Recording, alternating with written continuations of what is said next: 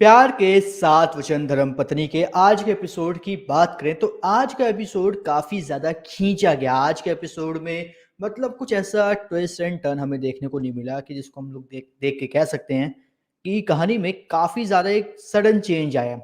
कुछ भी नहीं हुआ, बिल्कुल जो सेम चीज़ हमें 2-3 दिन पहले से दिखाई जा रही थी, वही सेम चीज़ आज हुई और वो भी कुछ ज़्यादा इतनी ख़ास नहीं थी, जिसको देख के हम लोग ये बोले कि यार मज़ा आ गया देखने में। तो आज का एपिसोड काफ़ी ज़्यादा बोरिंग था।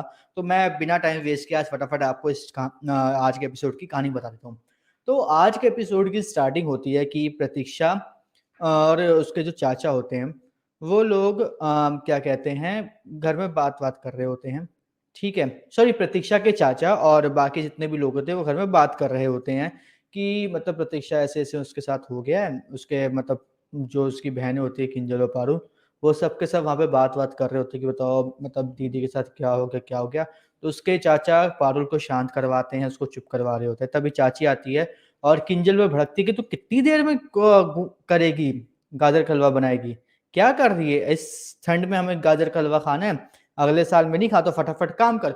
और फिर वो जैसे नॉर्मली हम लोगों ने देखा है कि वो लगातार प्रतीक्षा को ताने मारने लग जाती है कि उसने ये कर दिया, उसने वो कर दिया, उसने फलाना कर दिया। मतलब पूरी बात की उसने मान लिया है, क्या कहते हैं, हंसा ने, कि प्रतीक्षा ने कीर्ति को मार दिया। अब आगे हमें ये देखने को मिलता है कि भाई वो लगातार ताने मारती रहती है और पारुल एकदम से भड़क जाती है उसकी चाची पे और बोलती है कि ऐसा कुछ भी नहीं किया। लेकिन उसकी चाची के आगे फिर से वो ठंडी पड़ जाती है। क्योंकि उसकी चाची ऐसी हैं कि उनको फ़र्क नहीं पड़ता कि भाई जो हो रहा है अच्छी बात है होने दो। प्रतीक भी काफ़ी ज़्यादा गुस्सा के चला जाता है वहाँ से, लेकिन तब भी हंसा के ऊपर कोई असर नहीं पड़ता। वो फिर से बोलती है जा जाके अपनी बहन का हाथ बटा और जल्दी-जल्दी हलवा बनवा, क्योंकि अब मुझे इसी साल खाना है और ठंडी में ही खाना है और इसी टाइम खाना है, मुझे ये समझ। ऐसा नहीं कि अगले साल बना के तू मुझे गाजर का हलवा दे रही है। तो ये बात होती है। फिर हमें दूसरी साइड ये दिखाया जाता है कि जो रवि है वो याद कर रहा होता है कि मतलब किस तरीके से वो कीर्ति से मिला था, कितना अच्छा टाइम वहाँ पे उसका स्पेंड हुआ था, वो सब बातें याद कर रहा होता है। तो वहीं उसी के पैरेलल में ये दिखाई देता है, पैरेलल में, कि प्रतीक्षा भी यही सोच रही होती है कि बताओ उसकी लाइफ कहाँ से कहाँ आ गई। वो एक टीचर थी, इतनी अच्छी लाइफ जी रही थी एंड अचानक से सडन से वो आ गई है एक जेल के अंदर बंद है और उसको रोटी खाने को मिली है, सूखी जेल की, जेल का खाना खाने को मिल रहा है। ये चीज़ हमें देखने को मिलती है। लेकिन यहाँ पर क्या होता है, यहाँ पर हमें उसी के पैरेलल में एक और कहानी दिखाई जा रही होती है कि काव्या है, वो अपनी मेरे ख़्याल से फ्रेंड से बात कर रही होती है कि मतलब कितना बुरा हो रहा है और बताओ प्रतीक्षा को क्या सिर्फ़ जेल की फांसी की सज़ा हो जाएगी, उसके साथ वो कुछ भुगतने को मिलेगा नहीं, उसको कुछ ऐसा ख़ास देखने को नहीं मिलेगा। तो वो क्या करती है, वो बोलती है कि यार देखो इतनी छोटी सज़ा तो उसको मिलनी चाहिए, कुछ ऐसा स्ट्रिक्ट एक्शन होना चाहिए उसके साथ कि उसको थोड़ा-सा तो वो महसूस हो जो कीर्ति ने महसूस किया। 1% ही महसूस हो, उसको कुछ महसूस हो। तो यहाँ पर क्या होता है, यहाँ पे कीर्ति के पापा इस बात को सुन लेते हैं। वहीं हमें एक दूसरा सीन ये दिखाया जा रहा होता है कि वहाँ पर क्या कहते हैं, जो मल्हार है, वो ठाकुर के पास गया और ठाकुर से बात कर रहा होता है, जो हम लोगों ने कल के एपिसोड में देखा। तो ठाकुर पीछे से, सॉरी, रघु से बात कर रहा है, तो ठाकुर पीछे से बंदूक चला देता है। अब ठाकुर क्या बोलता है, ठाकुर ये बोलता है कि देख, ना तुझसे कोई प्यार करता और ना ही कोई तेरी परवाह करता, लेकिन तू सबसे प्यार करता है। तो तूने जब एक एक्सीडेंट करके फँसा है, तो एक एक्सीडेंट करके अपने आप को बचा भी ले। तो बोलता मतलब कैसे, किसका एक्सीडेंट करना है? तो ठाकुर बोलता अपने मामा का, नहीं मौसा का, ठीक है? एक्सीडेंट कर दे, सारी रुकावट खत्म। जो प्रतीक्षा है वो भी मतलब बच जाएगी, तू भी बच जाएगा, मौसा जी निकल लेंगे। तो इस बात को सुन के मल्हार ना थोड़ा-सा टेंशन में तो आता है, लेकिन उसका जो रिएक्शन था वो भी बड़ा मतलब ऐसा कन्फ्यूज़ टाइप का कि यार मैं क्या करूँ? क्या मानूँ ना बात या ना मानूँ? तो उसका रिएक्शन ऐसा देखने को मिलता है।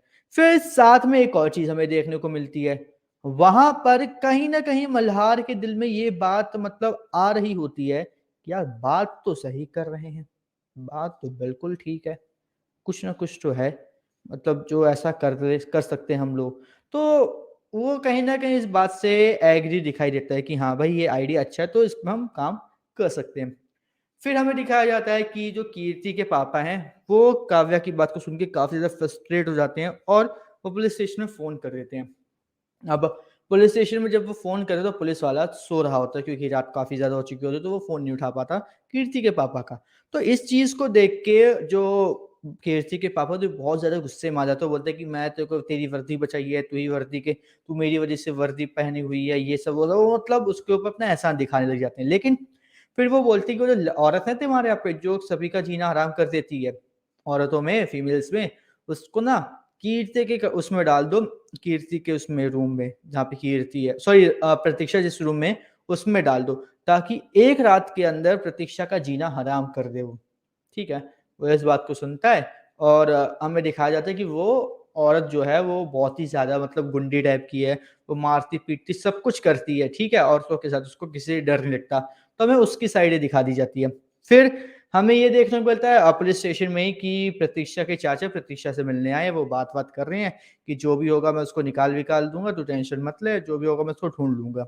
अब यहाँ पर क्या है, यहाँ पर हमें ये देखने को मिलता है कि जो वहाँ की जो होती हैं क्या कहते हैं हवलदार होते हैं जो, वो आके बोलते हैं कि मिलने का टाइम खत्म हो चुका, अब आप जाओ यहाँ से। ठीक है, वो प्रतीक्षा को छोड़ के वहाँ से निकल जाता है। अब जैसे ही वो निकलते हैं वहाँ से, वैसे ही वहाँ से उस औरत को प्रतीक्षा के जेल में ट्रांसफ़र किया जाता है। तो वो क्या कहती है पैर अड़ा देती है जिसकी वज़ह से प्रतीक्षा के चाचा नीचे गिर जाते हैं, बस। और अब यहाँ पे क्या होता है, यहाँ पर वो उस औरत को देख लेते हैं। इसके बाद हमें ये देखने को मिलता है कि जो रवि है वो बहुत ही ज़्यादा खुशी से तैयार हो रहा होता है क्योंकि उसको ऐसा लगता है कि कीर्ति के साथ उसकी डेट है। तो वो फटाफट भागते हुए जाता है, वो कपड़े-वपड़े पहन के फटाफट नीचे भागते हुए आ जाता है। और वो जैसे ही नीचे भागते हुए आता है, अपनी कीर्ति के बारे में सोचते हुए आता है, वैसे ही क्या होता है काव्या को बिना देखे हग कर लेता है। अब उसको लगता है कि काव्या नहीं वो कीर्ति है और कीर्ति को लेकर लगातार बातें करने लग जाता है कि अच्छा हुआ तुम मिल गई मुझे, मुझे इस बात के बारे में तो बिल्कुल भी अंदाज़ा नहीं था कि तुम मुझे मतलब मिलोगे इतनी जल्दी आ जाओगे पास, देखो कितना अच्छा है। तो मतलब वही उसका जो सैड वाला जो एक था, वो हमें देखने को मिल जाता है रूप। लेकिन यहाँ पे काव्या काफ़ी ज़्यादा हर्ट होती है कि किस तरीके से जो रवि है, वो इतना ज़्यादा टूट चुका है और इस चीज़ को देख वो नहीं पाती, बिल्कुल भी नहीं देख पाती, वो भी पीछे-पीछे यहीं पर ही रोने लगती है। लेकिन जैसे ही रवि देखता है कि वो काव्या तो उसका जो रिएक्शन था वो बहुत ज़्यादा स्ट्रेंज होता है और बहुत ज़्यादा खतरनाक होता है। अब यहीं पे हमें एपिसोड की एंडिंग देखने को मिल जाती है। लेकिन इस एपिसोड में एक छोटी-सी डिटेल मैं मिस कर गया, वो ये कि जब कीर्ति के पापा उस औरत को प्रतीक्षा की जो जेल होती है, रूम होता है, उसमें ट्रांसफ़र करवाने की बात कर रहे थे, तभी कीर्ति की जो मम्मी होती हैं, वो वहाँ पे आ जाती है, वो बोलती हैं जब बात-वात हो जाती है पूरी पुलिस वाले से, तो कीर्ति के पापा से बोलती है कि आप क्यों करें, इससे क्या होगा? कुछ भी नहीं होगा। तो कीर्ति के पापा का सीधा कहना था कि ये बात मेरे और मेरी बेटी के बीच में और मैं किसी तीसरे इंसान को बिल्कुल भी बर्दाश्त नहीं करूँगा इस पूरे केस में, फिर चाहे वो तुम ही क्यों ना हो। तो यहाँ पर एक तरीके से ऐसा लगा कि शायद कीर्ति की फैमिली में उसके जो पापा और काव्या हैं, वो ये दिमाग में बैठा चुकी कि प्रतीक्षा ने ही, सिर्फ़ प्रतीक्षा ने ही कीर्ति को मारा है, भले ही उसने मारा हो, ना मारा हो, वो मैटर ही नहीं करता। कीर्ति को प्रतीक्षा ने मारा बस बात खत्म, उसके पापा को उससे मतलब है, काव्या को उससे मतलब है, रवि को उससे मतलब है बस। और कुछ किसी से को नहीं मतलब है कि क्या हो रहा है और क्या नहीं हो रहा है बस।